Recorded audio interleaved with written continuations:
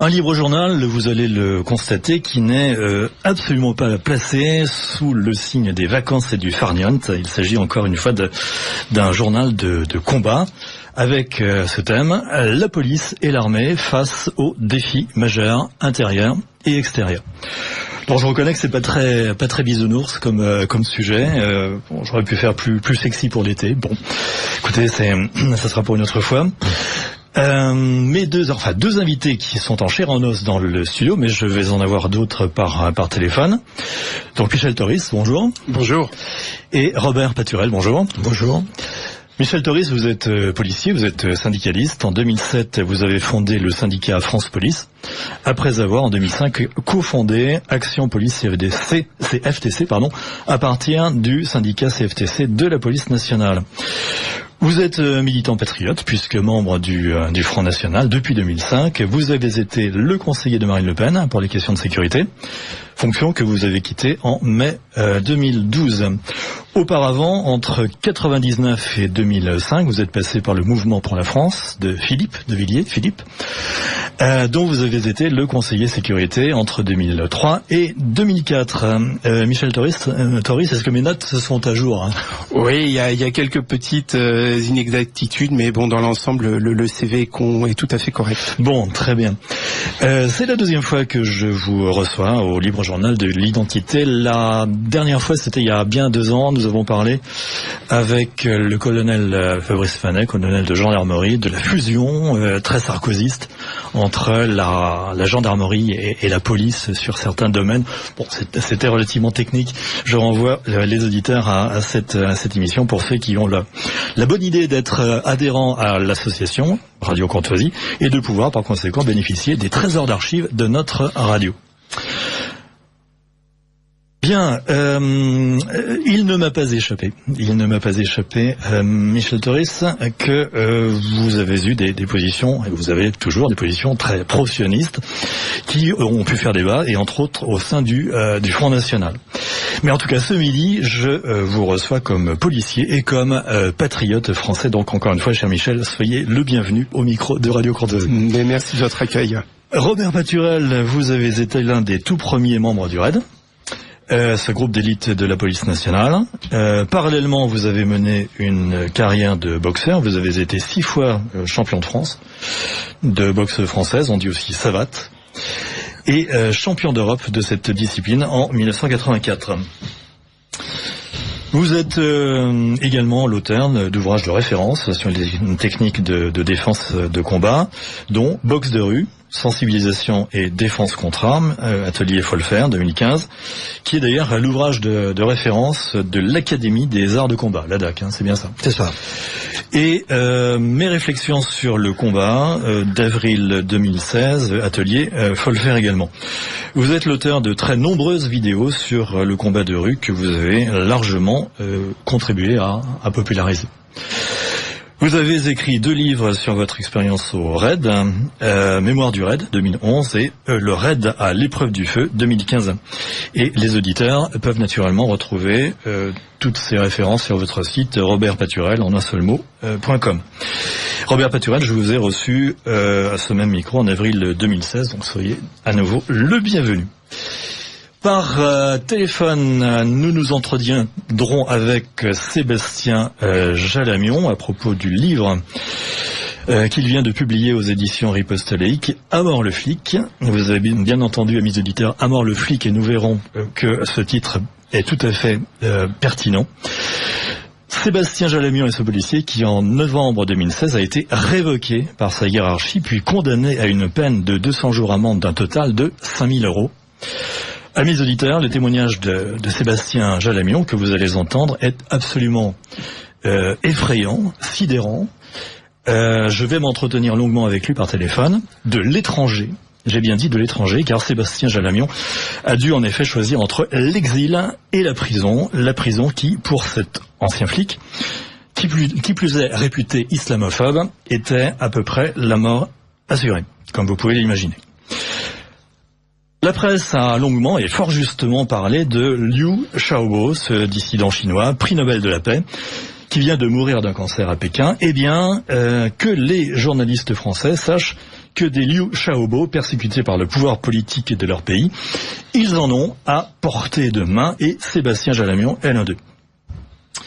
N'hésitez donc pas, amis journalistes, à faire votre travail et à informer vos lecteurs sur la criante injustice dont Sébastien Jalamion est la victime. C'est en tout cas ce que nous allons faire en ce qui nous concerne pendant cette émission.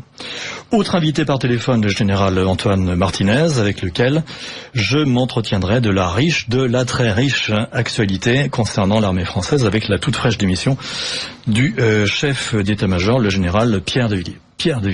Voilà. Et son remplacement par le général François Lecointre.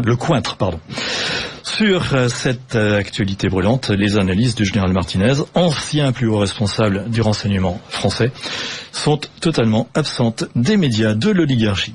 Et enfin, toujours par téléphone, Pierre Cassan nous parlera d'un anniversaire important dans la lutte des patriotes français, les 10 ans de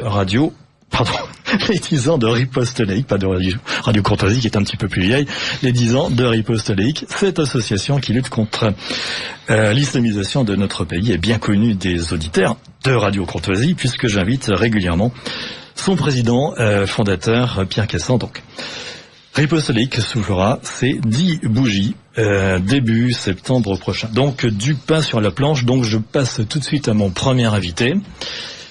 Sébastien Jalamion, est-ce que vous êtes parmi nous? Oui, bonjour. Bonjour, monsieur Dubos. Bonjour Sébastien, merci d'avoir accepté mon invitation au micro de Radio Courtoisie. Vous êtes au centre d'un invraisemblable imbroglio administrativo-politico-judiciaire que vous racontez très bien dans votre livre, dans le livre que vous venez tout juste de publier aux éditions Riposte Laïque, À mort le flic. À mort le flic, et nous verrons que votre titre est tout à fait approprié.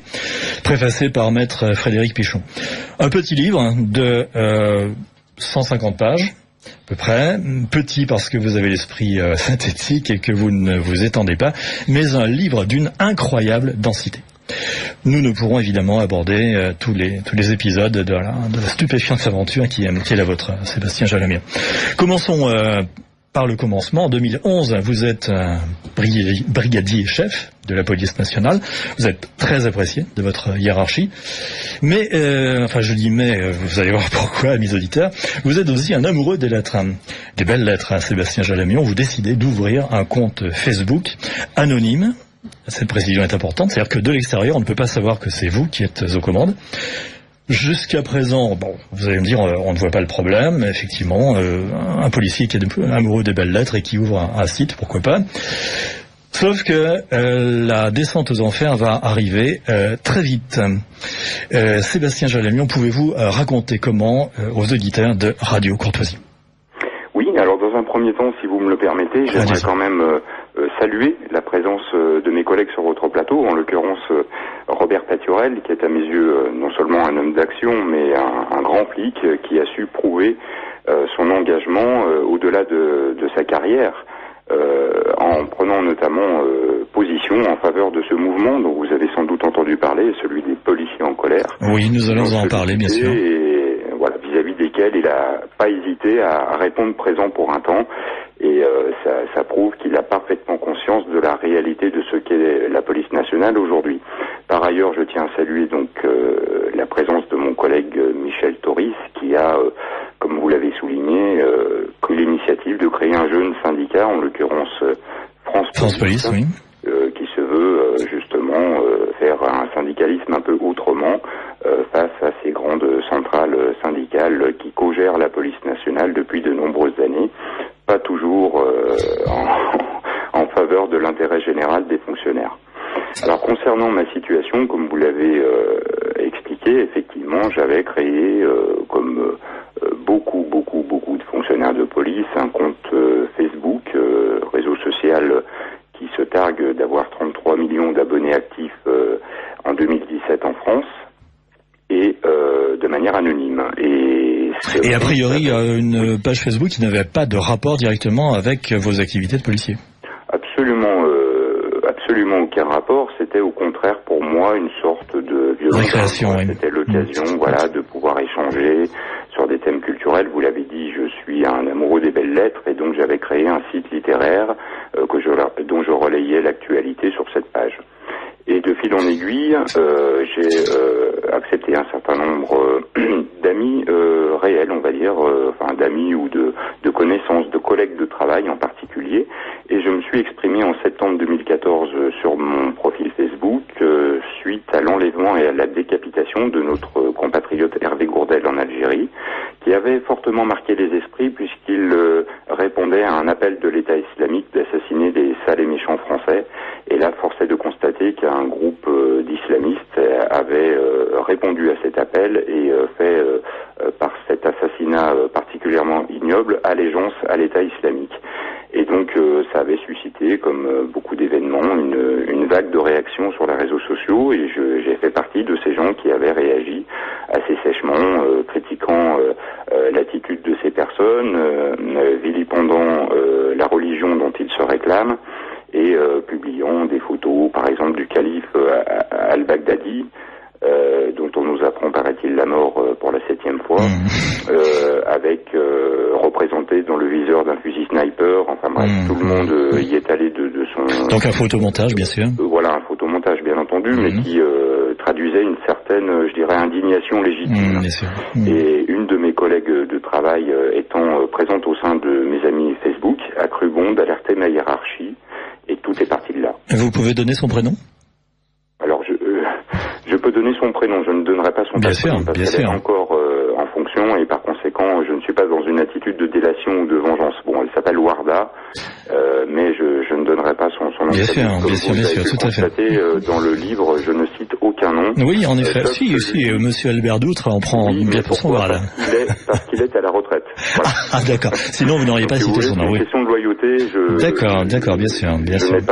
Si vous voulez, je n'ai pas dans l'optique d'écrire un livre visant à régler mes comptes. Il s'agit d'un témoignage. Il s'agit d'un témoignage d'une situation vécue et qui, comme vous l'avez souligné, est assez ubuesque. Les premiers retours que j'ai sont un peu unanimes, en ce sens que c'est un peu kafkaïen, sauf que c'est du vécu. Oui, voilà, on a vraiment l'impression de lire le procès de Kafka, sauf que là, c'est une expérience tout à fait réelle, mais c'est aussi invraisemblable de procédure. C'est très procédurier. Vous êtes d'abord commis devant une commission disciplinaire. Ensuite, vous allez nous raconter ça évidemment, mais on a vraiment l'impression d'une énorme machine qui broie les hommes. C'est l'impression que donne votre livre. Alors, je crois que c'est pas seulement une impression, c'est une réalité. C'est une réalité, mais en tout cas, vu de l'extérieur, c'est exactement l'impression que rend votre... Je tiens à insister sur un point. Tous les éléments, en fait, qui sont relatés dans le livre, vous l'avez dit, avec un style assez procédural, on se refait pas, sont des éléments factuels. Mais bien sûr, non, mais c'est justement ce qui donne cette impression de machine qui broie. C'est-à-dire, c'est totalement mécanique. Alors, si vous voulez, au-delà de ce témoignage, certes, ça attire l'attention sur une réalité, mais j'insiste sur le fait que je ne suis qu'un exemple parmi d'autres. J'imagine bien, et vous avez pris la parole pour expliquer ce que vous avez vécu. Ce qui m'a motivé à coucher noir sur blanc mon périple, mes péripéties, on va les appeler comme ça, c'est la conscience du fait que je ne suis pas le seul, loin de là, et dans l'espoir que ça puisse encourager mes collègues qui se retrouvent dans des situations quasi similaires. À prendre la parole également, oui. Soit à prendre la parole si ça peut les aider, soit à tenir le coup, à garder la tête haute, et surtout à relativiser les choses. Et à ne pas commettre, comme malheureusement j'ai pu en connaître au cours de ma carrière, un geste fatal. Vous savez, nous avons dans la police nationale plus d'une 50aine en moyenne de policiers qui mettent fin à leur jour par an, ce qui est un chiffre qui n'évolue pas malgré les mesures de prévention, et systématiquement c'est un petit peu l'omerta sur ce phénomène. On a tendance à considérer que c'est parce que nous faisons un métier difficile ou parce que ce sont des fonctionnaires de police qui sont confrontés à des problèmes personnels, mais de plus en plus de mes collègues laissent une lettre ou décident de passer à l'acte en service, et ça ne laisse aucun doute quant à la relation entre le malaise qu'ils vivent et leur hiérarchie. Et alors, je voudrais pas non plus tomber dans la caricature, c'est-à-dire laisser entendre que l'ensemble de la hiérarchie policière serait à l'image de celle de ce directeur Albert Doutre qui a pour le moins ruiné ma vie.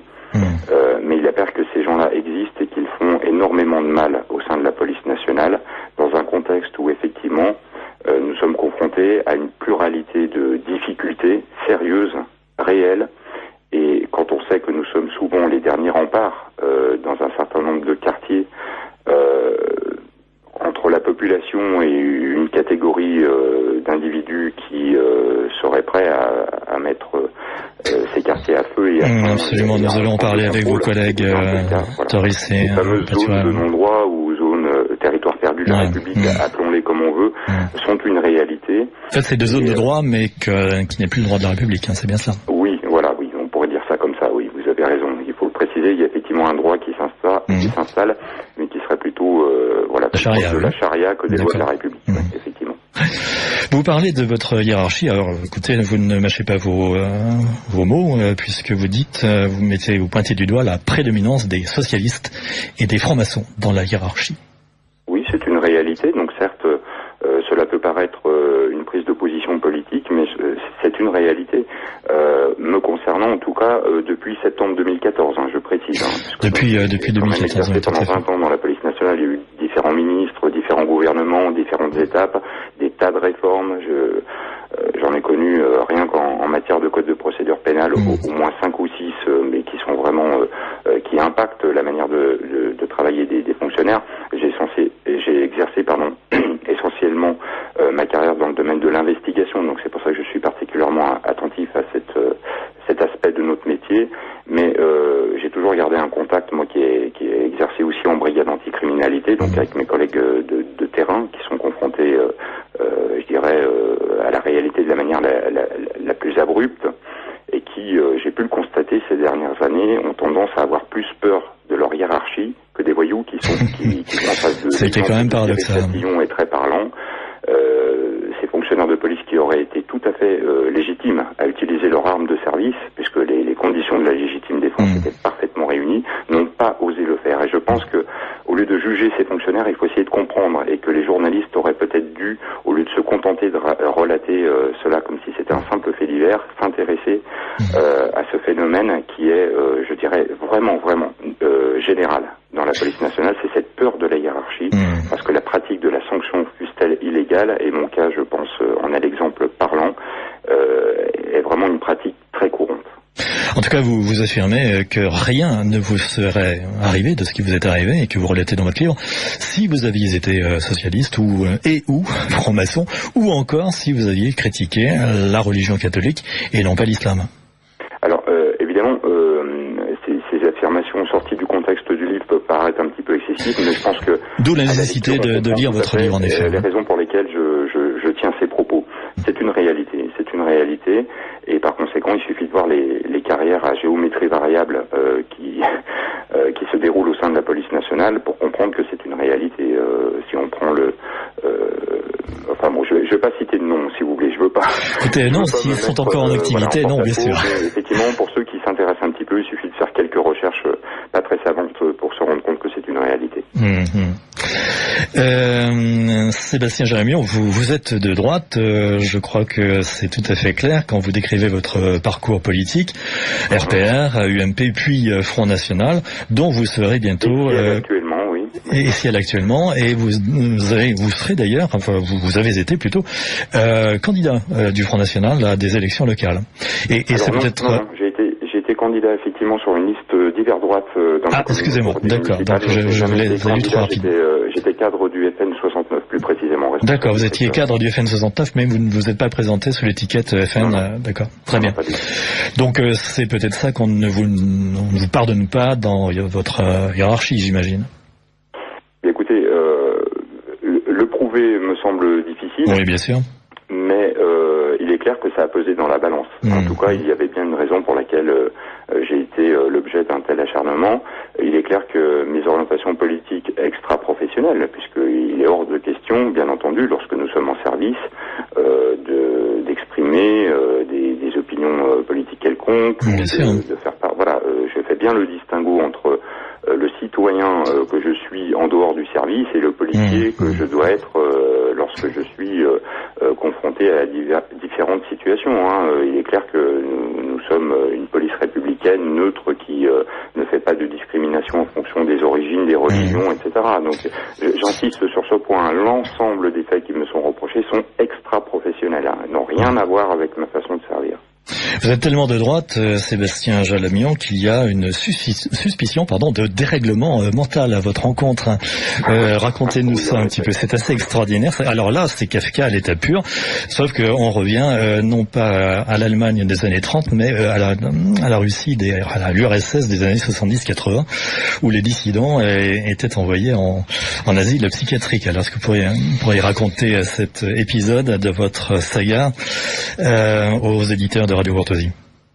Oui, absolument. Donc, au gré de mes péripéties, effectivement, l'administration de police a demandé à ce que je subisse, à ce que je fasse l'objet de 2 expertises psychiatriques, sans que je ne comprenne exactement pourquoi. Ces expertises psychiatriques ont conclu, il y en a eu 2, elles ont conclu au fait que j'étais apte à exercer mes fonctions. Vous étiez responsable. Oui, en portant mon arme, et a priori ça n'a pas plu. Mais bon, il y a eu manifestement la volonté d'utiliser effectivement le volet médical, en l'occurrence le volet psychiatrique, pour tenter, j'imagine, de me sanctionner d'une manière un peu parallèle, c'est-à-dire qu'effectivement, dans l'hypothèse où je serais tombé sur des psychiatres pas très honnêtes, j'aurais pu être révoqué de la police nationale pour raison médicale, j'imagine. Et quoi qu'il en soit, ça a attiré un petit peu mon attention sur le fait que ça arrive à d'autres policiers qui effectivement se retrouvent rapidement avec une expertise psychiatrique qui légitime une commission médicale qui conclut à leur révocation. Alors bon, c'est assez curieux, mais effectivement ce passage est très bien décrit dans mon livre. Oui, tout à fait, effectivement. Donc c'est vrai que ça démontre, s'il en est, que c'est aussi un moyen, dans certains cas,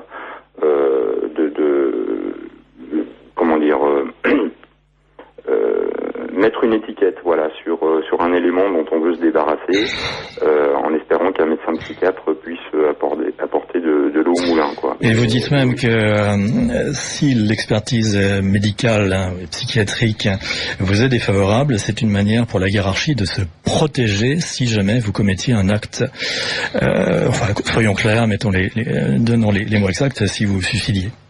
Oui, absolument, ça me paraît évident. C'est ce que vous dites, c'est ce que vous dites. Dans la démarche, il y a le côté parapluie, ce qu'on appelle chez nous. Le côté parapluie, oui. Je parle.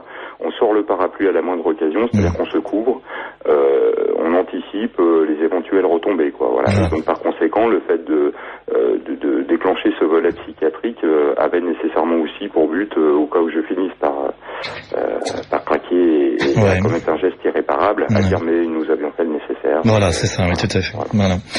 Le temps passe. Ils sont directement responsables de la situation. Voilà, bien sûr. Me permettre de baisser les bras, ce qui n'est pas le cas. Le temps passe très vite, Sébastien Jalamian. Vous contactez le syndicat Alliance Police Nationale pour assurer votre défense administrative. Est-ce le bon choix?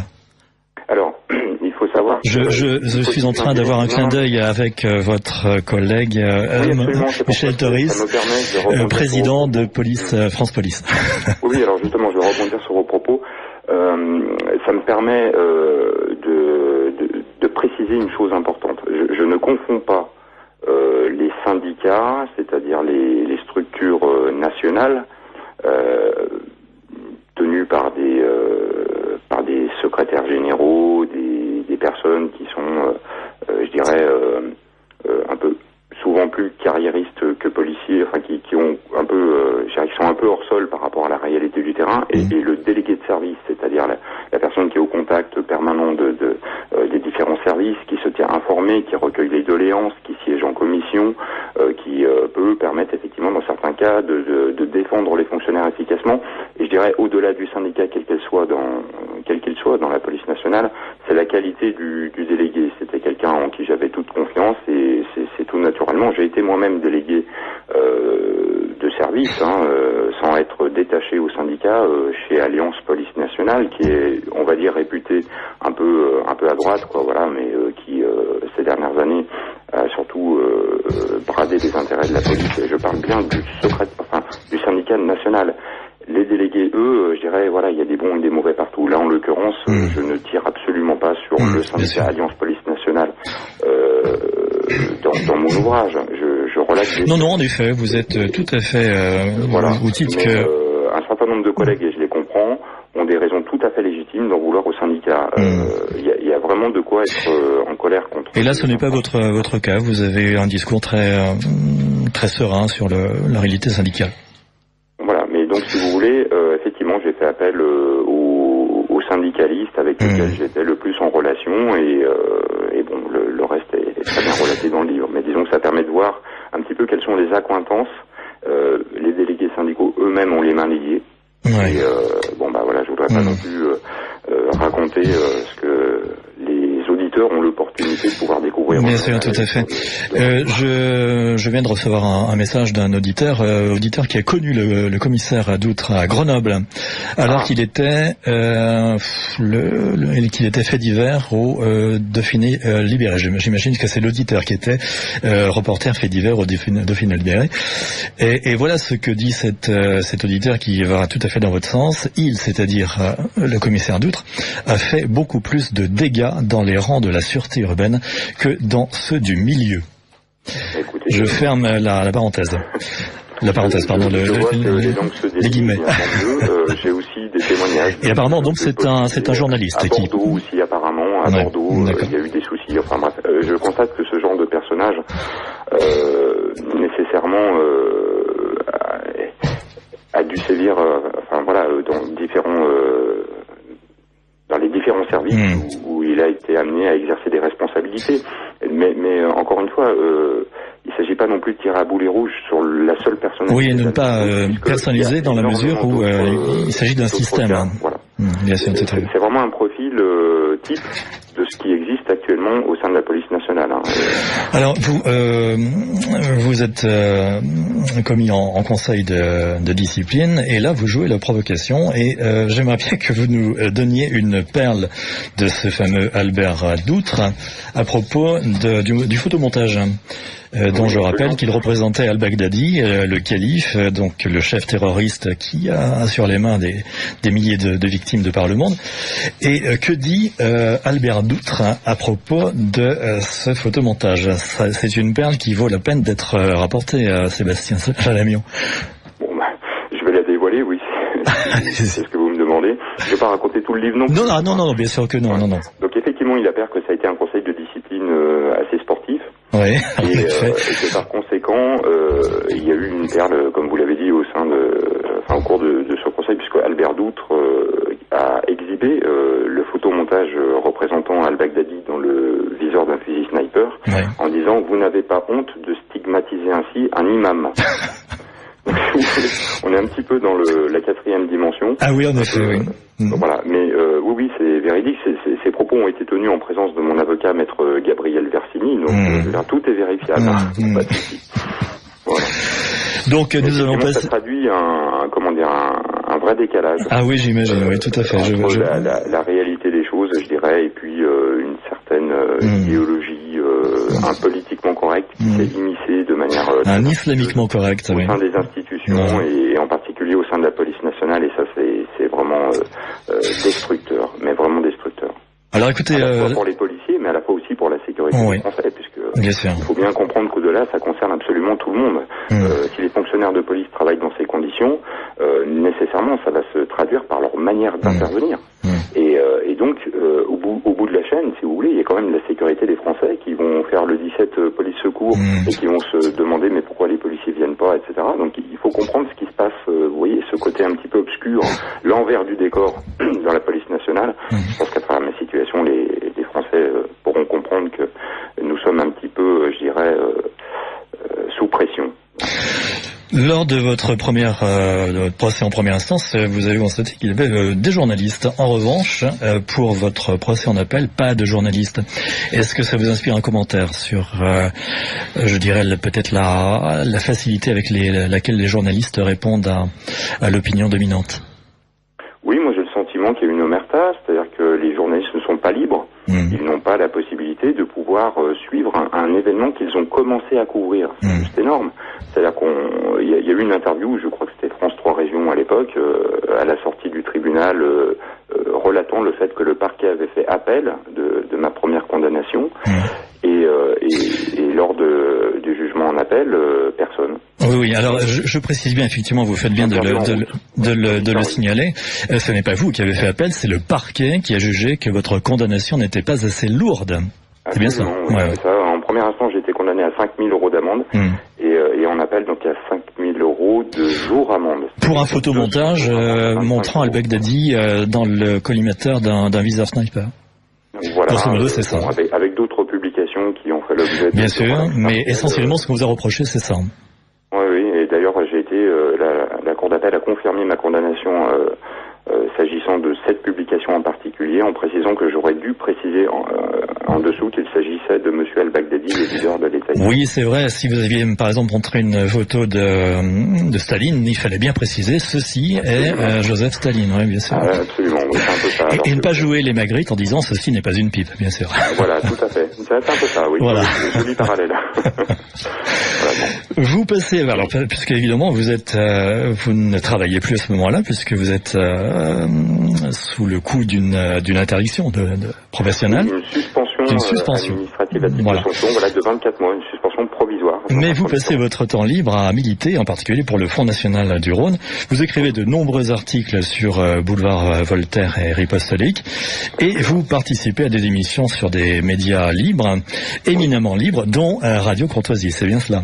Oui, absolument. Oui. Et donc cela a légitimé une nouvelle enquête. Voilà, donc vous aggravez votre cas, effectivement. Oui, j'ai aggravé mon cas et j'ai reçu une révocation par la poste.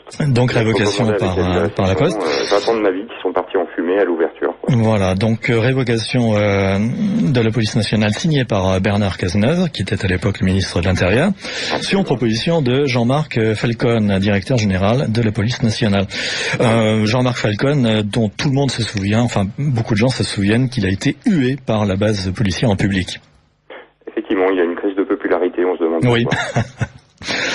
Parlez-nous très rapidement, parce que et malheureusement le temps passe très très vite, Sébastien Jaramillon, de l'agression sauvage dont vous gardez encore des séquelles. Oui, alors effectivement, il y a eu cet épisode où je me trouvais dans les rues de Lyon et où j'ai été agressé de manière assez étrange s'agissant du mobile en fait. Parce qu'il ne s'agissait pas de vous voler apparemment. Oui, non, j'ai été donc violenté par deux individus qui m'ont projeté au sol et ils m'ont asséné des coups à hauteur du visage, des coups particulièrement violents.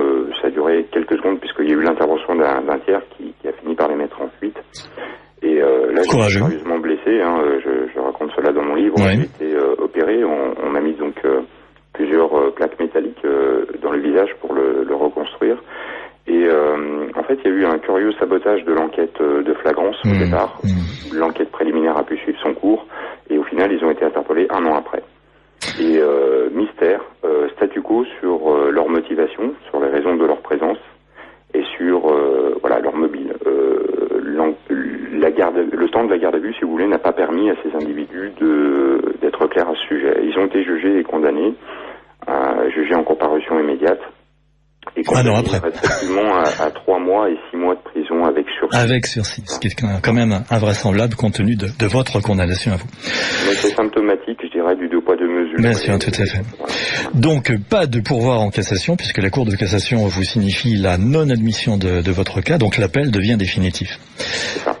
Et vous dites, mais évidemment vous n'avez aucune preuve, c'est une simple coïncidence sans doute, qu'une des dernières décisions de Manuel Valls en tant que Premier ministre, ça a été de placer la Cour de cassation quasiment sous tutelle du gouvernement. Donc à partir de ce moment-là, il n'y a plus d'indépendance de la justice. Alors c'est très curieux parce que c'est quand même quelque chose qui touche, je dirais, à la séparation des pouvoirs, à l'équilibre des institutions, et peu de gens l'ont souligné, l'ont fait remarquer. Je crois que, mis à part quelques voix comme celle de Philippe Bilger, ont pu dénoncer cette situation. Mais alors que c'est quelque chose qui est unique depuis la naissance de la Ve République, finalement, une actualité en chassant une autre, et bien tant pis, voilà. Il y a le contrôle du gouvernement sur la Cour de cassation, c'est pas bien grave, etc. Alors, bien entendu, je ne saurais dire de manière formelle s'il y a un lien de causalité. Ça n'est pas probable, effectivement, mais on peut se poser la question, du moins. Le pourvoi n'a même pas été examiné, c'est-à-dire qu'il a été rejeté, en fait, voilà. Mais ça a eu pour effet, disons, effectivement, de rendre définitive la décision de la Cour d'appel. fait. Donc vous avez reçu un avertissement de la Direction Générale des Finances Publiques. Vous devez vous acquitter de 5 000 € d'amende avant le 4 juillet 2017, donc la date est tout à fait récente, sous peine d'incarcération. Votre budget, on peut l'imaginer, est grevé par des frais de justice importants. Vous êtes sans emploi, sans ressources depuis plusieurs mois. Vous n'avez donc le choix qu'entre la prison et l'exil. Oui, alors je l'ai découvert un peu à mes dépens, puisque n'étant pas non plus spécialiste de toutes les procédures s'agissant des exécutions de peine, j'ai pris attache avec les services de justice pour savoir s'il y avait moyen de payer en plusieurs fois cette lourde amende. Et en fait non, il n'y a aucune possibilité. C'est-à-dire que vraiment le 4 à minuit, à défaut de paiement, j'encours immédiatement 200 jours d'emprisonnement. Et sans recours possible. D'accord, sans recours possible, effectivement, puisque c'est ce qui est incroyable, c'est qu'en fait, les malfrats peuvent être condamnés avec sursis, alors que vous êtes, si vous ne payez pas, vous êtes absolument incarcéré. Il n'y a pas d'échappatoire possible. Ça va même au-delà, puisque figurez-vous que en France, depuis de récentes réformes, la peine d'emprisonnement ferme, lorsqu'elle est inférieure à 24 mois, ne donne pas lieu à une mesure d'incarcération, mais à une politique d'aménagement de peine. C'est le juge d'application des peines qui va définir un contrôle judiciaire au cas par cas. Ça peut être une obligation de soins, une obligation de trouver un emploi, de suivre une formation, que sais-je encore. Mais on a la certitude, en dessous de 24 mois de prison ferme, de ne pas aller en prison. Donc imaginez que si j'avais été condamné à 6 mois ferme, j'aurais été certain de ne pas y aller. Alors avec ce système de jour amende, vous êtes obligé d'y aller, oui, tout à fait. Voilà. Question naïve, Sébastien Jajamion, comment vous aider? Réponse en achetant votre livre, évidemment.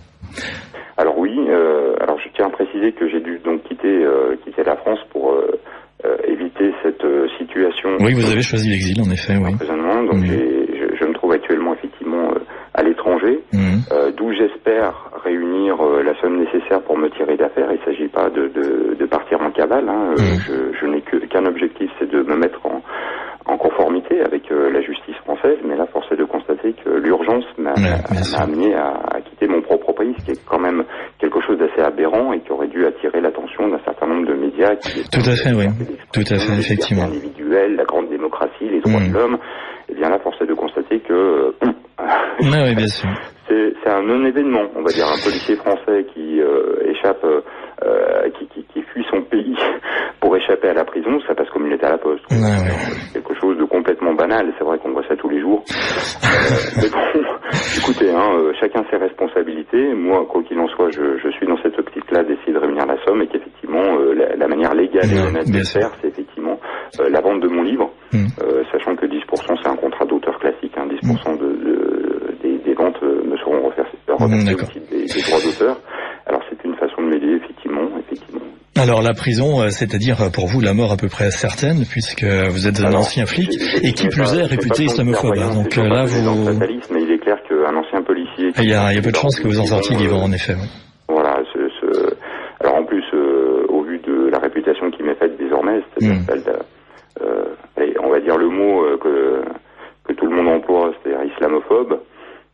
Donc étant étiqueté islamophobe, ancien policier derrière les barreaux, donc il y a deux possibilités, soit on me jette en pâture à la population carcérale, soit on m'isole complètement, comme l'a été par exemple le commissaire Néret lorsqu'il a fait 8 mois de détention provisoire à la santé, il était donc à l'isolement, c'est-à-dire, je vous traduis, c'est une cellule de 3 mètres par 2 avec une demi-heure de promenade en étant seul par jour.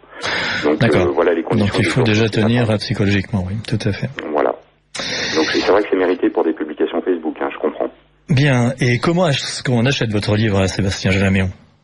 Écoutez, à ma connaissance, donc il est en vente sur Amazon, mais force est de constater qu'il est régulièrement en rupture de stock.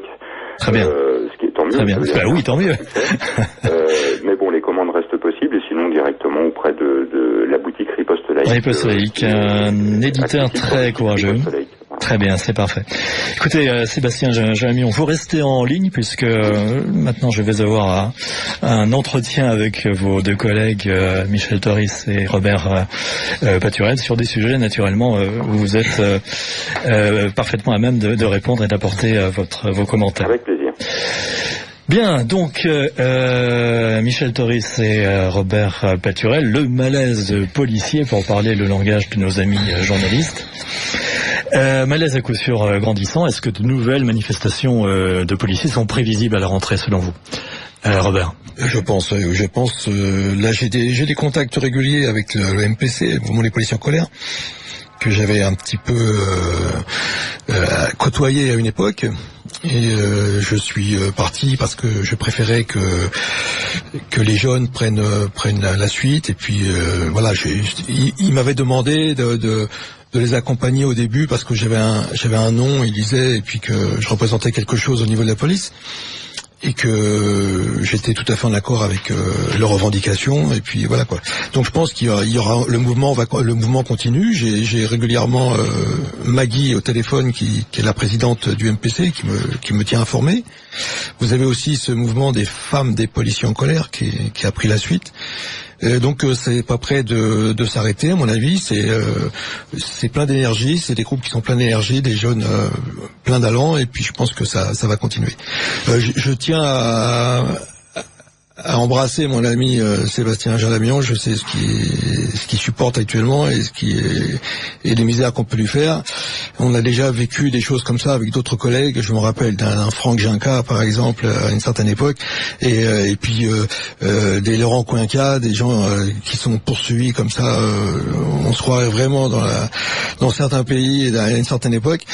Et c'est pas facile, quoi. Je sais que c'est pas facile. Et puis bon, moi, ce que je voulais dire déjà au départ, c'est déjà je n'ai aucune carte politique, même si on m'apparente souvent plus à droite qu'autre chose. Mais par exemple, je voulais dire une chose, c'est qu'au niveau des ministres de l'Intérieur, un des meilleurs ministres de l'Intérieur qu'on a eu, c'était un ministre de gauche, qui s'appelait Jox. Donc vous voyez qu'au niveau politique, je suis assez, comment dirais-je, je me laisse pas. Je communique. Voilà, exactement. Et par contre, quand j'ai les choses à dire, je les dis, et puis quelle que soit la personne qui est en face. On parlait tout à l'heure d'un certain directeur qui est venu aux manifestations, il n'est pas descendu de sa voiture. Il a montré que... Monsieur Falcon, on peut le nommer peut-être. Oui, moi je le nomme pas parce que je préfère pas le nommer. Mais quand on vient à une manifestation un petit peu en roulant des mécaniques et qu'on ne descend pas de la voiture, on montre pas un exemple au niveau des policiers qu'on dirige. Voilà, je propose toujours à ces gens-là, moi, de mettre une tenue de gardien de la paix et d'aller circuler dans certains quartiers. Ils ont sûrement des techniques d'un autre monde à nous montrer, et peut-être qu'on pourrait s'inspirer de ces nouvelles techniques. C'est sûrement très intéressant, quoi. Est-ce que les policiers attendent quelque chose du nouveau pouvoir, Michel Taris? Les policiers aujourd'hui, je pense qu'ils attendent beaucoup de choses. Il y a une appétence très grande par rapport à l'avenir, des inquiétudes aussi fortes, une déception quasi immédiate, 523 millions d'euros de baisse annoncée. Monsieur Macron à peine élu, alors qu'effectivement on sort entre guillemets de la dynamique du mouvement des policiers en colère qui est initié au cours de la présidentielle, je pense aussi pour mettre une certaine pression sur le futur gouvernement, pour dire attention, la situation ne peut plus continuer comme ça, il va falloir donner les moyens à la police nationale d'assurer la sécurité des Français. Une forte appétence derrière la réponse d'un gouvernement qui dit on va vous baisser les crédits de 523 millions d'euros. Je pense qu'au-delà des simples, si vous voulez, questions matérielles et des enjeux personnels des policiers, c'est la sécurité aujourd'hui des Français qui est en cause. C'est-à-dire demain, comment les Français vont pouvoir continuer à vivre en sécurité dans un pays qui aujourd'hui est ouvert au vent de toutes les forces subversives, que ça soit le terrorisme islamiste, mais également, on le sait, des mouvements d'extrême gauche extrêmement violents. Dit ultra-gauche. Ultra-gauche. Je pense notamment au Black Bloc, aux différents courants aujourd'hui qui sont véritablement extrêmement violents, qui veulent en découdre de manière violente et qui viennent aux manifestations pour tuer des policiers qui sont les représentants de l'État. Il y a une volonté aujourd'hui véritablement de déstabiliser l'État et la démocratie dans ses valeurs et ses fondements. Et le seul rempart aujourd'hui qui existe sur le terrain, c'est bien nos collègues CRS en maintien de l'ordre, nos collègues gendarmes mobiles en maintien de l'ordre. Et si demain on ne donne pas les moyens à la fois matériels et juridiques, j'insiste sur l'aspect juridique et légal des choses, la France ne pourra plus demeurer droite dans ses valeurs et ses fondements. Je rebondis sur ce que vous dites par rapport à un article publié par Thibault de Montbrial sur Figaro Vox le 19 juillet, donc c'est très récent, c'est avant-hier. Voilà ce que dit monsieur de Montbrial: tuer des policiers n'est plus un tabou pour les bandes ethnico-délinquantes. Alors il y a deux choses qui ont sauté dans cette phrase. D'abord, constater que la mort de policiers n'est plus un tabou, et d'autre part, les bandes sont dénommées ethnico-délinquantes. Qu'est-ce que ça vous inspire? Ça m'inspire que aujourd'hui, très clairement, vous avez deux forces subversives très fortes. La première, c'est évidemment l'islamisme radical et son pendant terroriste avec les sympathisants et les convertis à Daesh, qui, au nom de Daesh, au nom de l'État islamique, au nom de cette idéologie mortifère, s'en prennent de manière physique et ciblée à des policiers. On a évidemment le cas de Javier Jugelé sur les Champs-Élysées. On a eu nos collègues Jessica Schneider et Jean-Baptiste Salvin qui ont été visés de manière personnelle et physique parce que policiers français. Et vous avez en parallèle de ça des groupes d'extrême gauche qui viennent dans les manifestations casser et tuer clairement du flic. Et aujourd'hui, cette alliance finalement entre l'extrême gauche radicale, l'ultra gauche radicale et des mouvements islamistes convergent autour d'une réalité politique qui est l'islamo-gauchisme. Et moi aujourd'hui, je l'ai dit à plusieurs reprises au titre de France Police, nous dénonçons aujourd'hui des organisations comme notamment les indigènes de la République que nous considérons aujourd'hui comme la branche politique finalement de mouvements terroristes, notamment comme le Hamas, qui prônent véritablement des idées subversives et qui tentent de renverser l'État français dans ses valeurs, dans sa démocratie. Vous parlez de violences de l'ultra-gauche, eh bien on les a vues à l'œuvre en 2016 au moment des contestations sur la loi travail à Rennes et à Nantes, dont les centres-villes ont été absolument ravagés par les casseurs. Et nous les avons vus également, ces Black Blocs, à Hambourg. Donc il s'agit d'une réalité européenne. Il s'agit de mouvements qui ne sont pas uniquement locaux, internationaux. Donc à Hambourg à l'occasion du récent G20. Pendant ce temps, j'imagine que nos amis les musulmans immodérés se rappelleront sans doute à notre bon souvenir. Quel est le nombre de fichiers S ou le nombre de fichiers S spécialement dans la mouvance islamique? Est-ce que vous avez des chiffres peut-être? Des chiffres, j'en ai pas, mais disons qu'on est au début des problèmes, je dirais. Je voudrais revenir un petit peu sur ce qui se passe dans nos banlieues. J'ai une petite histoire à raconter. Dans les années 95, il y avait des émeutes dans toute la France et à la même époque, on avait, nous, au RAID, un groupe d'intervention algérien qui était en formation, qu'on a emmené un petit peu dans les camps d'entraînement et puis qui était sur le site du RAID. Et ces gens-là regardent la télé, ils voient des émeutes dans les banlieues et ils me disent: mais monsieur Robert, qu'est-ce qui se passe chez vous?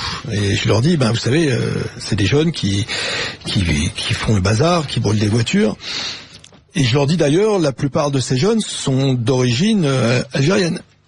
Et là, le gars, il me regarde, il me dit: mais monsieur Robert, vous avez déjà vu, vous, des voitures qui brûlent à Alger? Point à la ligne. En effet, écoutez, monsieur Robert, comme vous dites, une petite pique d'un auditeur: le meilleur ministre est Jox, je tombe des nues. Vous souvenez-vous de la machination de l'affaire de Carpentras? Ah, oui, peut-être. Il a raison. Oui, effectivement, il a tout à fait raison. Et je m'en veux de ne pas avoir réagi. Politiquement, c'est vrai. Oui. Non, moi je parle sur un plan administratif au niveau des policiers, ce qui a été fait à l'époque au niveau des policiers. C'est tout. Je m'occupe même pas de l'étiquette politique et je m'occupe même pas de ce qui a pu se faire en effet dans les.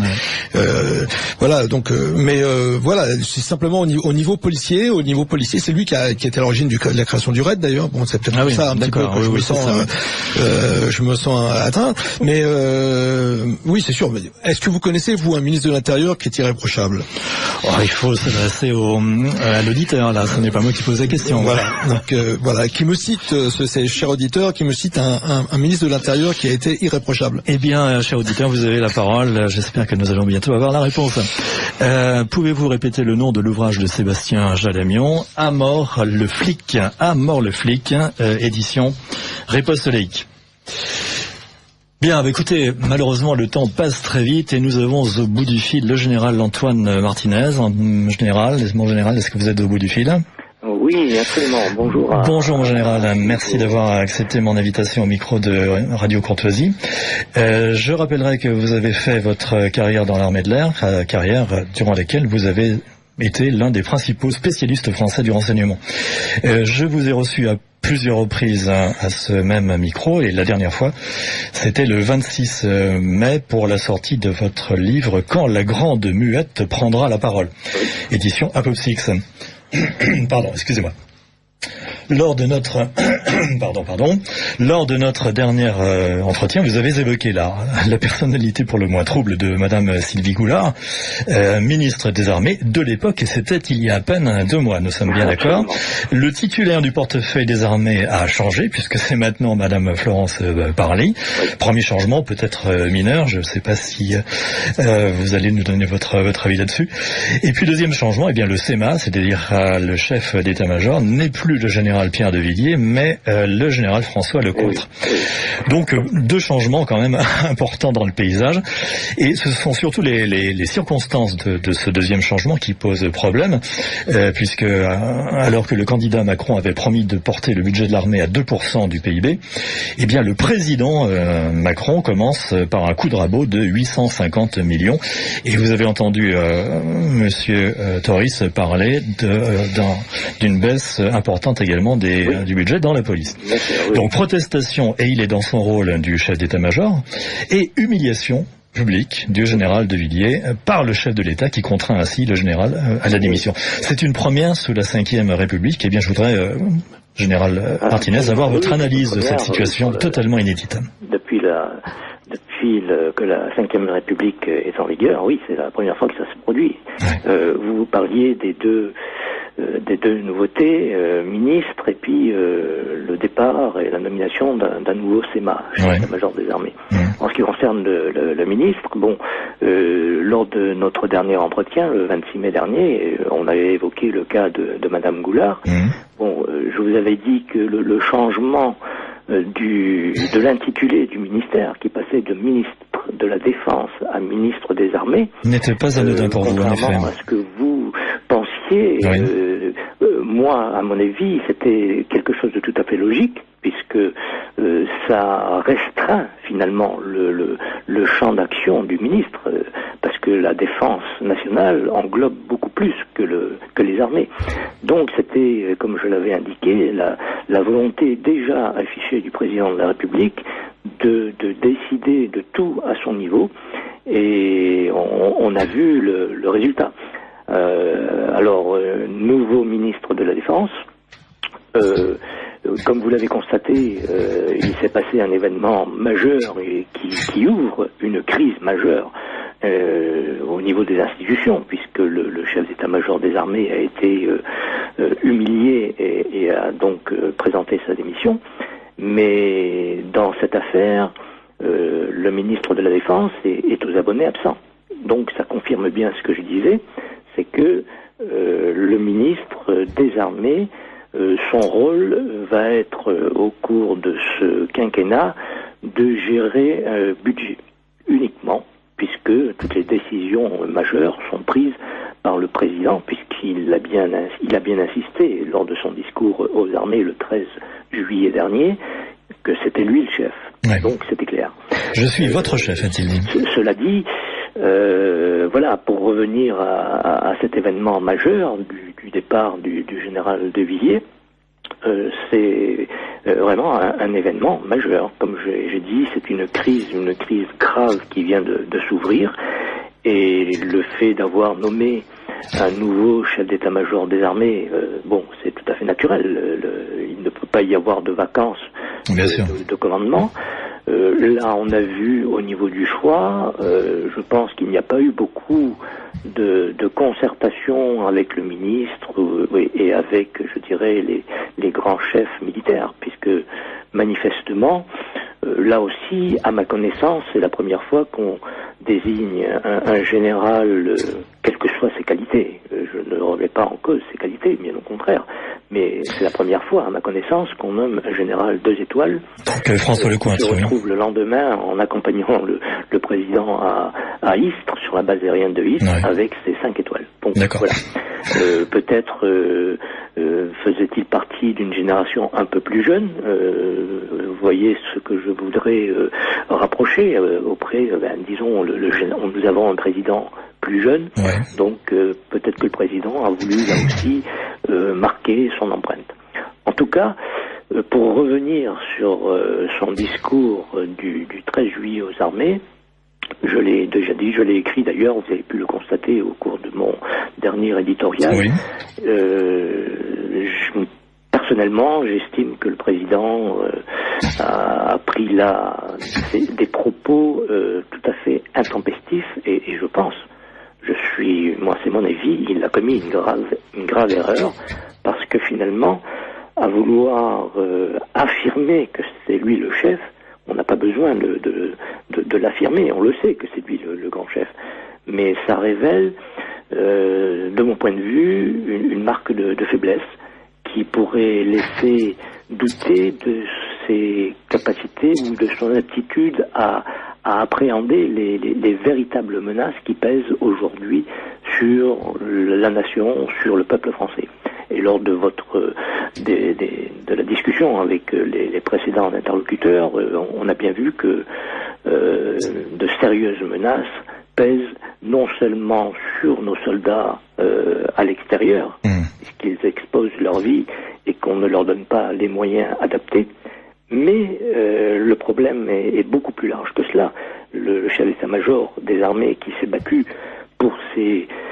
pour dénoncer cette coupe de 850 millions, il ne s'est pas battu pour des intérêts personnels ou pour des intérêts propres aux armées. C'est un problème qui concerne la nation française. C'est la protection des citoyens français qui, aujourd'hui, sur notre propre territoire, leur vie est en cause. C'est cela le problème. Ouais. Je lis votre éditorial que vous venez de mentionner, Général Martinez. Oui. Une partie, évidemment. Force est de constater que la société française n'est plus aujourd'hui une société apaisée, oui, et ne le sera plus avant longtemps en raison de la fracture identitaire qui lui est imposée contre son gré avec une immigration de peuplement qui a marqué les 4 dernières décennies et à laquelle il faut ajouter aujourd'hui la submersion migratoire qui frappe l'Europe sans réaction de l'Union européenne ou des chefs d'État, à l'exception du groupe de Visegrad. Circonstances aggravantes. La Hongrie et la République tchèque. Voilà. Circonstances aggravantes, écrivez-vous encore. Cette immigration de peuplement complétée par cette submersion migratoire africaine véhicule une culture hostile à la nôtre et incompatible avec la démocratie.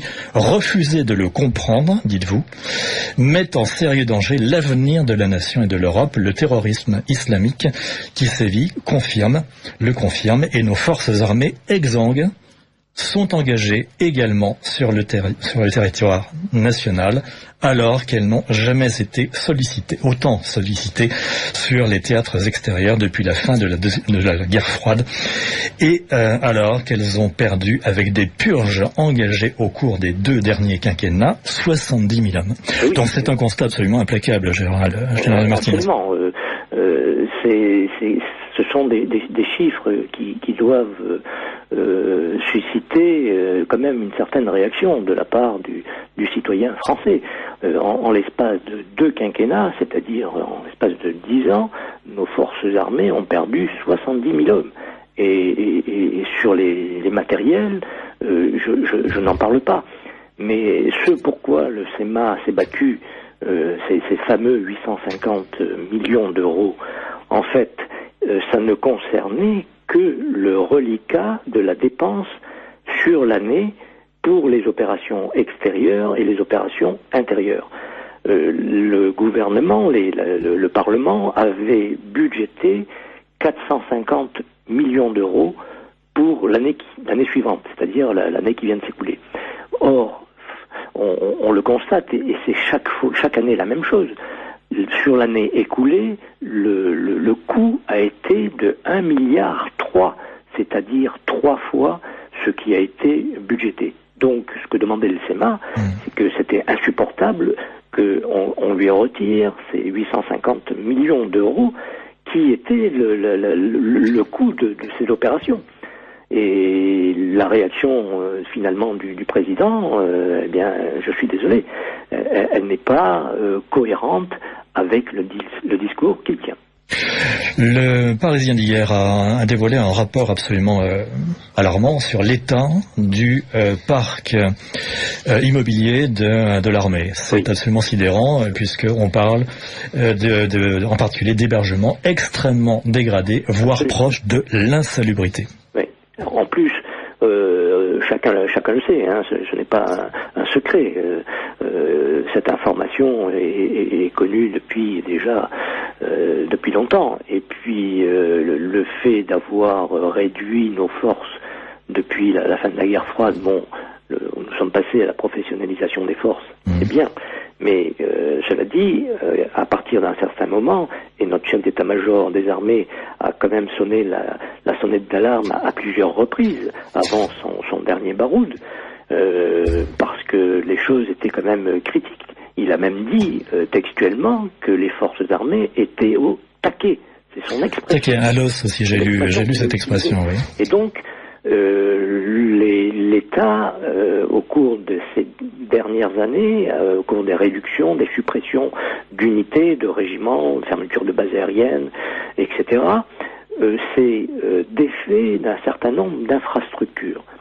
Et le président, je pensais, j'ai redécouvert, je me suis rendu compte lors de son discours du 13 juillet que finalement il n'avait pas renoncé à ce qu'il avait annoncé au cours de sa campagne, c'est-à-dire le rétablissement d'un service national. Mais, grand Dieu, comment va-t-il faire ?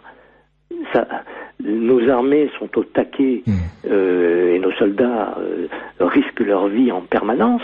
Comment va-t-il faire ? Où va-t-il trouver le financement pour rétablir un service militaire ? D'abord, première difficulté, les infrastructures.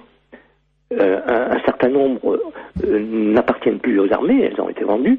Donc voilà, et celles qui existent, le rapport que vous évoquez indique un état pour une bonne partie qui est très critique.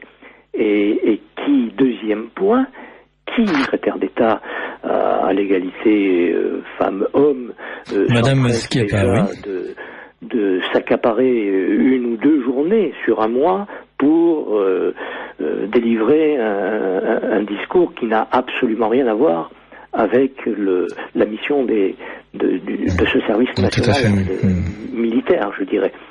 Et puis, au niveau de l'encadrement, nos militaires ne sont plus aujourd'hui en mesure de reconstituer des unités d'encadrement, de formation pour le service national. Alors, là aussi, le président, il va bien falloir que le président nous dise comment il va réussir à remettre sur pied un service national. Ça coûte. Simple effet d'annonce, j'imagine. Au départ, je dirais au tout début, ça nécessite au minimum une dizaine de milliards.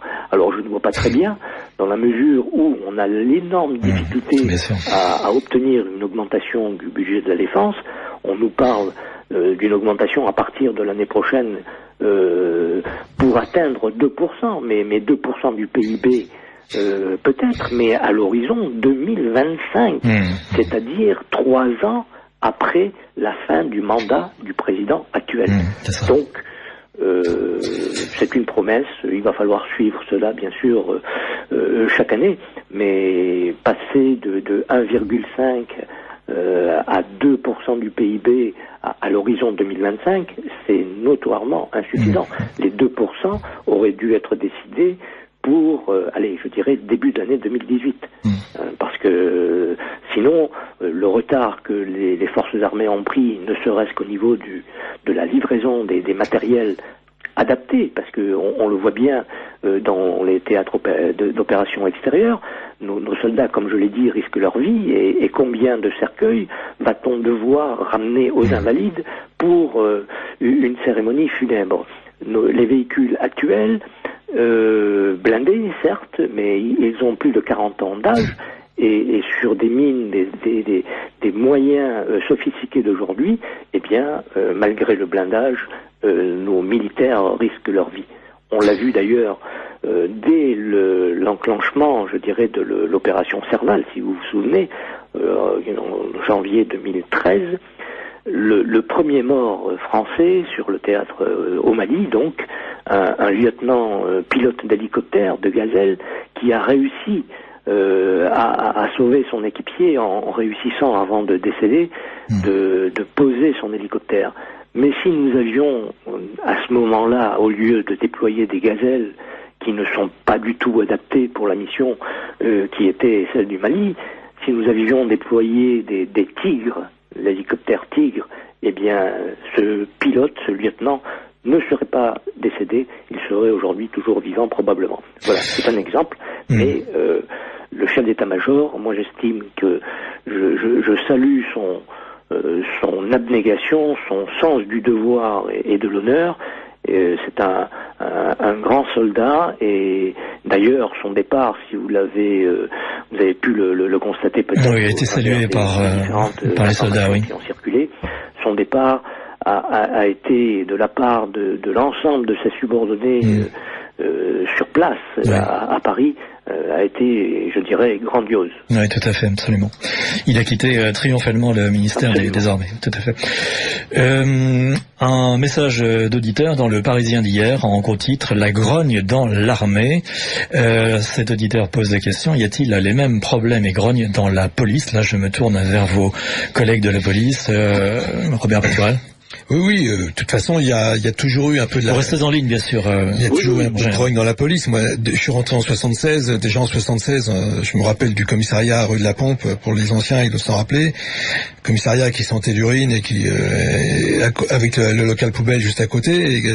Et c'était vraiment, c'était des choses, c'était impraticable pour la police à l'époque, quoi. Et il y a toujours eu des problèmes. Quand il y a une autorité qui vient visiter un commissariat, on prend les plus belles voitures, on les met devant, et les voitures en mauvais état, on les cache, quoi. On essaie toujours de glisser.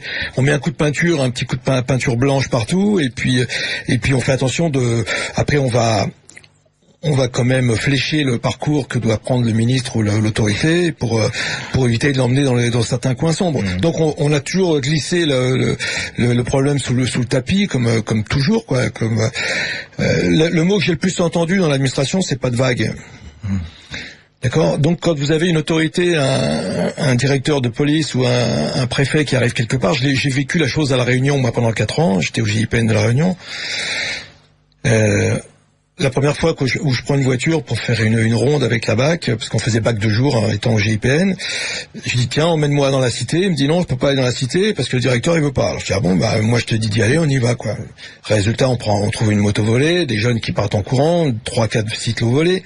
Quand je suis en train de taper le rapport, il y a quelqu'un qui arrive en courant, c'était le directeur départemental de la sécurité publique. Il me dit, Monsieur Paturel, vous êtes nouveau, vous le savez pas, mais allez pas dans ces quartiers-là. Je dis pourquoi? Il me dit parce que vous la voyez, il y a eu le bazar, donc on va être obligé si j'envoie ne serait-ce qu'une grenade lacrymogène, je suis obligé d'en référer à Paris, et alors là je me fais démonter, quoi. Donc voilà, enfin la police c'est ça maintenant. C'est-à-dire que dès que vous faites quelque chose, vous faites, par exemple, si le gars il avait réagi, qu'il avait envoyé les collègues qui mettent un peu d'ordre dans cette cité, il avait des problèmes après pour les nouvelles mutations, parce il montait pas au grade supérieur, il se faisait sabrer tout de suite. Donc c'est toujours le problème actuellement. Michel Toris, est-ce que vous imaginez, c'est ce qu'en tout cas la question que pose cet auditeur, une convergence des grognes de l'armée et de la police? Est-ce que ça vous paraît possible? Oui, je pense qu'on a des métiers. C'est un défi majeur pour le pouvoir. On a des métiers, si vous voulez, on a des synergies communes. Maintenant, il faut savoir qu'on a quand même des institutions qui sont très différentes. L'armée dépend du ministère de la Défense, a vocation à protéger la France sur les théâtres d'opérations extérieures, même si effectivement aujourd'hui les militaires sont impliqués. Voilà, même si aujourd'hui c'est vrai que les militaires sont impliqués dans Vigipirate. L'armée n'a pas de syndicat. On voit d'ailleurs que l'armée, on a un état-major et c'est en l'occurrence le général Pierre de Villiers qui monte véritablement au créneau pour défendre ces hommes.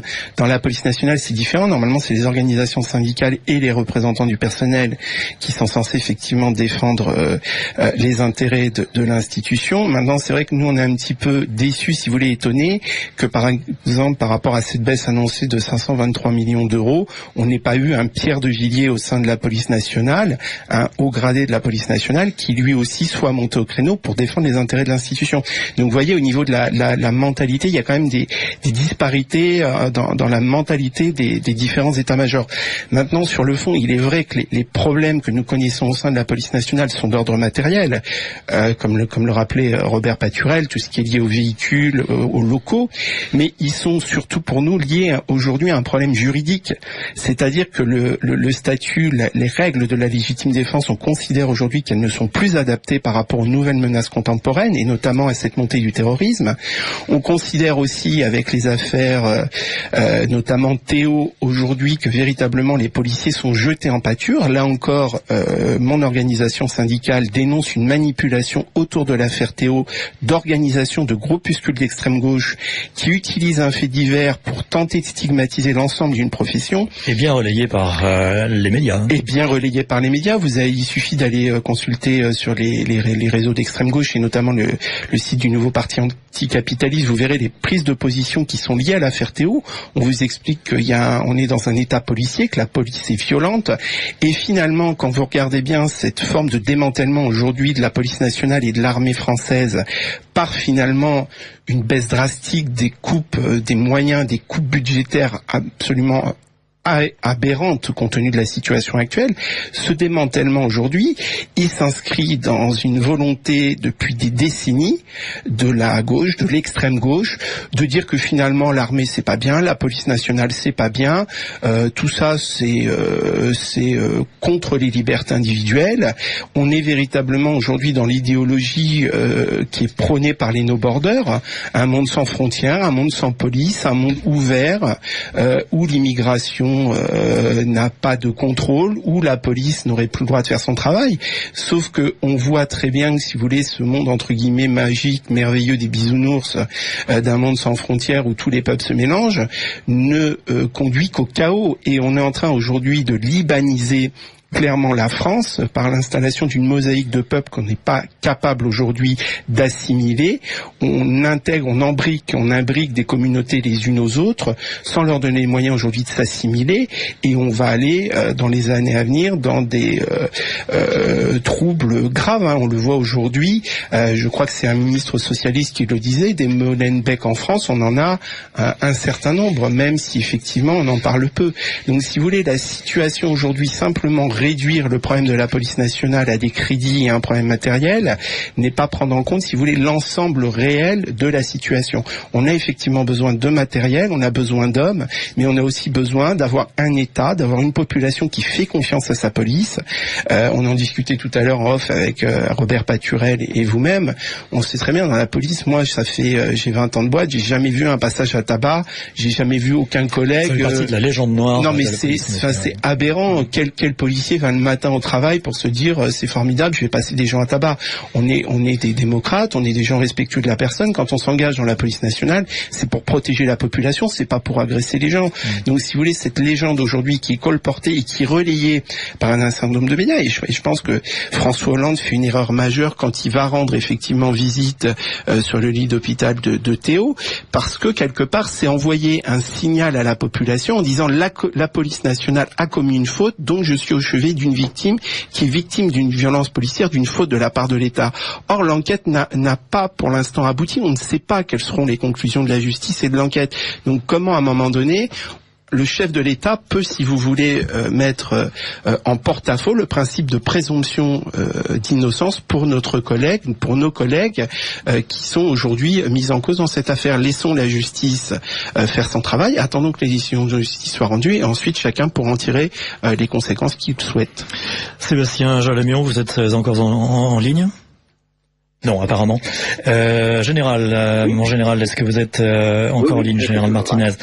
Je ne sais pas si ce que je vais vous dire va vous s'incliner à beaucoup d'optimisme, mais je lis le dernier rapport de la commission de finances du Sénat.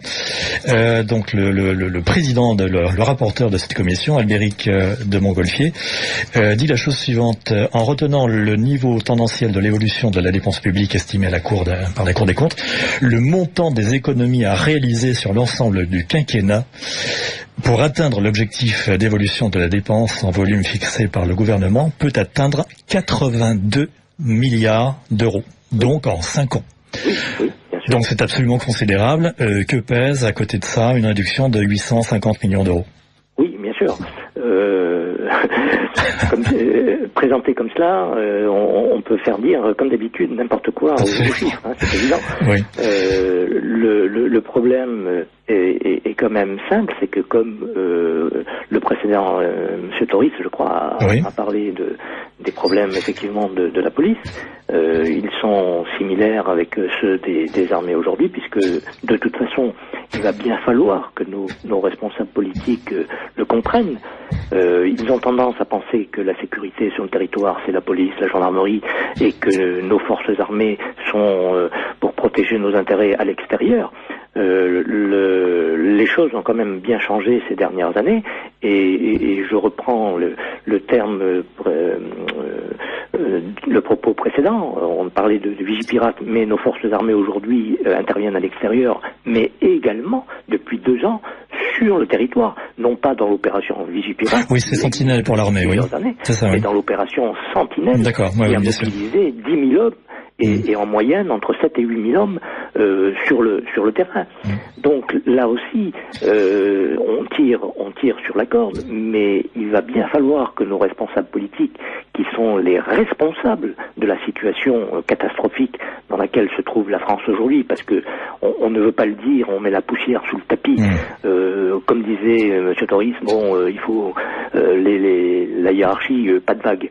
C'est M. Paturel qui le disait, oui. Bien sûr.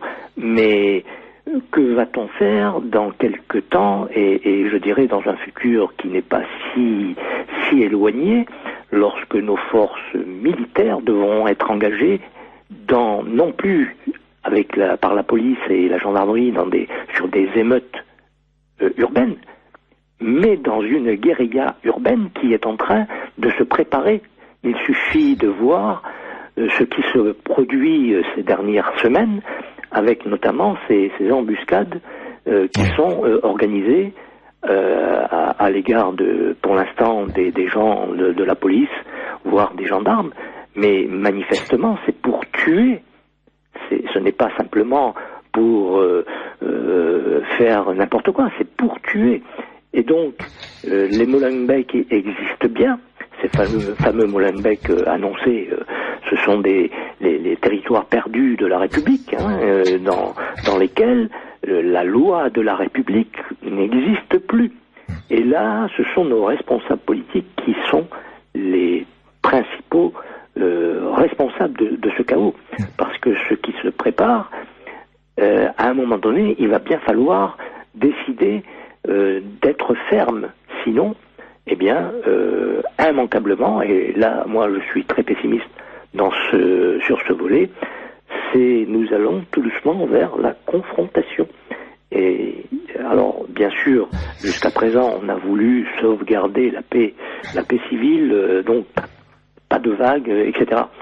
Mais ce sera beaucoup plus difficile pour rétablir l'ordre lorsque les choses vont se gâter. Et donc, là-dessus, moi j'en veux beaucoup à ceux qui nous ont gouvernés pendant une 40aine d'années, mais en particulier depuis, je dirais une bonne 15aine d'années, et puis le gouvernement actuel aujourd'hui. C'est ne pas vouloir se rendre compte, ne pas vouloir nommer l'ennemi, parce qu'il y a bien un ennemi qui nous a déclaré la guerre. Nous sommes en guerre. Et il suffit il y a un certain nombre d'informations qui sont disponibles.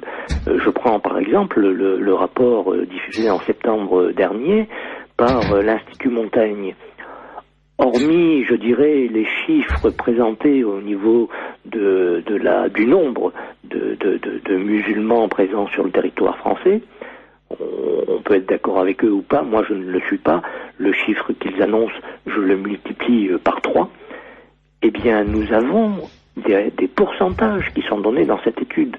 Et si on applique ces pourcentages à des chiffres réalistes de la présence de gens de confession musulmane, c'est 3 millions de musulmans que vous avez aujourd'hui sur le territoire qui sont considérés comme radicalisés par l'étude du rapport de l'Institut Montaigne et qui veulent l'application de la charia. Aujourd'hui, 3 millions, c'est quand même important. Le jour où le signal sera donné, eh bien, nous avons intérêt à avoir préparé les choses. Absolument, mon général. Eh bien, écoutez, ce sont sur ces propos un peu pessimistes que nous allons clore votre intervention. Merci d'être venu expliquer aux auditeurs de Radio Courtoisie votre vision des incidents qui ont été récemment, qui ont opposé Monsieur Macron et le chef d'état-major des armées. Oui, le général de Villiers. Le général de Villiers, effectivement. Merci encore, mon général. Puis j'espère que nous allons nous retrouver très bientôt. Absolument. Merci beaucoup, mon général. Merci de votre invitation. J'ai en ligne sans doute maintenant Pierre Cassan. Pierre Cassan, est-ce que vous êtes parmi nous?